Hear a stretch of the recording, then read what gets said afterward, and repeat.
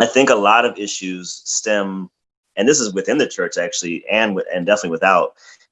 We are not taught the proper parameters. We were talking about boundaries earlier. There are proper boundaries that I didn't determine that exist for how you're supposed to even engage in the exegetical process, which is to study the Bible and to break it down.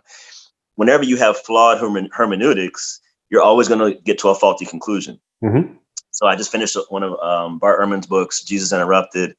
And even though he's a New Testament scholar, and I give him that, because of his presupposition against God, it is leading him into some flawed hermeneutical processes. Mm-hmm. And the average person doesn't recognize it because they don't study or haven't been taught. So it's New York Times bestsellers, because you can say a lot of things in a popular audience where you can't say them in the scholarly world. Mm-hmm. So I was reading a book, Misreading Scripture Through Western Eyes. Yep. It's I a really quote good that book. in Seeing Jesus from the East. I quote that book. Oh, yeah, it's a great book. And yes. One of the things that stuck out to me, and you can tell me from your personal experience, when he started to talk about the collectivist versus individualistic cultures. Yep. And in the West, we tend to have a very individualistic mindset. Even in our preaching, if you listen, it's, this is what you need to do, and God's going to deal with you this way and bless you this way. And that's kind of how the messages go. But in the East, they exist in communities. And so I don't know if I heard you say this or someone else, but we want to evangelize Muslims, but you've got to be ready to be their family if they do say yes, because they're not just saying yes to Jesus. They're saying, a lot of times they're saying no to their whole family, their community. It's bigger than just the individual decision. So, thinking that through, then I started to rethink even certain scriptures that we talk about. So there's one in Galatians 6:9 that we tend to quote to make people feel better. Be not weary in well-doing. You're going to get it. But the actual scripture says, let us be not weary in well-doing. We shall reap if we don't faint. It is totally a communal thing. Let's talk about the Lord's Prayer, or what's considered the Lord's Prayer. I really think the Lord's Prayer is John 17, but where he teaches them to pray. Mm-hmm. It says I think 3 or 4 times. It says us 3 or 4 times. Give us our daily, So even in how God is teaching them to pray, and you got to think about, and this is back to hermeneutics, there was an original audience. That original audience was an Eastern audience. So how would they have heard the scriptures?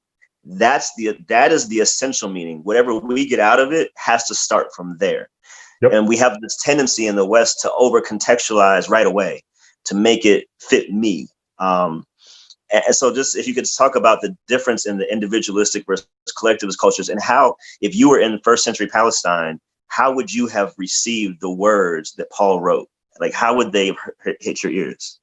This is interesting because this is so key, so critical. I'm so glad you brought this up, Alex, is that we actually tend to, in the West, decontextualize it from its original context and make it into our context. Gotcha. But here's the key.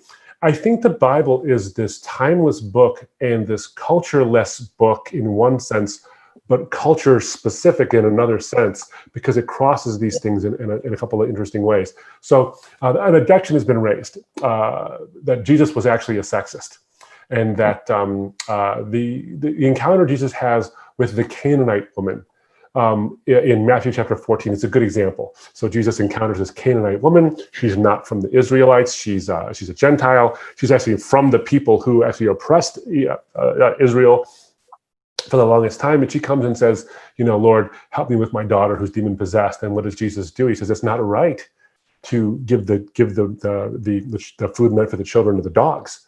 And it's like, oh my goodness, what a bigot. What a sexist, my goodness.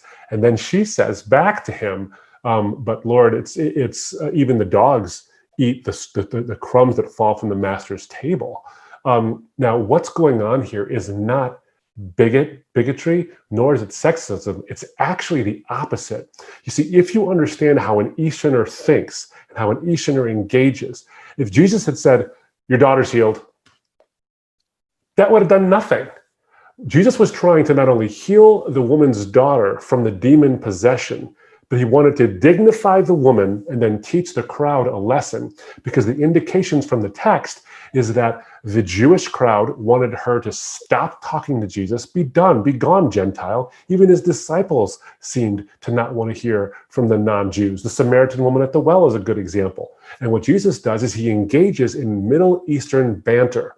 It is common. It is exactly the way many conversations go, where in order to prove the point about how sexist the culture is, Jesus acts like them. He mocks them with their own statements so they see this is what I should say. And then when she responds back to me, because she was savvy, she was a sharp, sharp lady, and she knew what she was doing, and she responded back to him. What does he do? He elevates the faith of a Canaanite woman to superior to those that Jesus meets in Israel who have a bigoted view of the Canaanites. So he elevates, great is your faith, not so great as one and all in Israel, and all these kind of things. So he elevates it. So he dignifies her by healing her daughter, dignifies her daughter, this Canaanite woman, both of whom are second class to the Jews. And he also teaches the Jews a lesson about what it means to treat people equally. Do you see what's happening here? Is that if you don't know